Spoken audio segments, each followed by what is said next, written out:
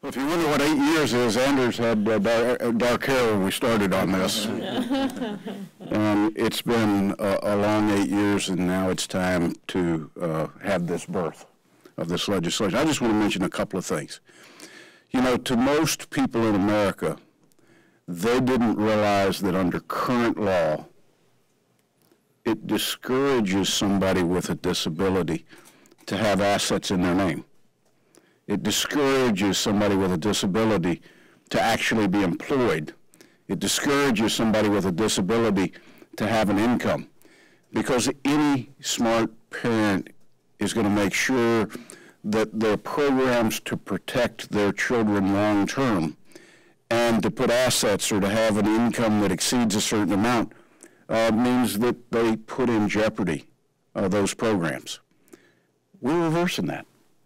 Thank goodness. And we're saying it's okay to put assets. It's okay to have a job. It's okay to have an income. And yes, it is okay for a parent to begin to fund a 529 on behalf of the needs of that child in future years. Now, I don't think anybody gets more conservative than some of us who are working on this. And we have put into the legislation the right types of protections that I think those fiscal hawks should be proud of. We set a distinct age that one must have a disability by.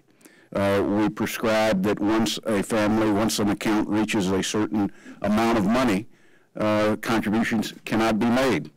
And if they exceed that amount, their SSI is temporarily suspended until that amount goes down.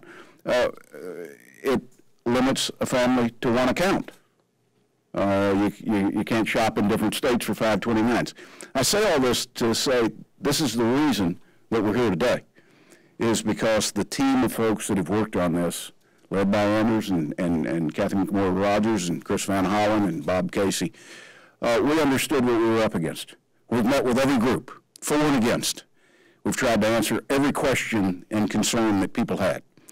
Right now, what we've done is we have reached a point where I think we have satisfied everybody who has some stake on one side or the other.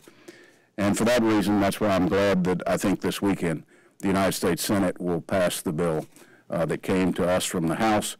This will be signed by the President, and Steve can look down from high in the sky and say, good job. Thanks, Andrew.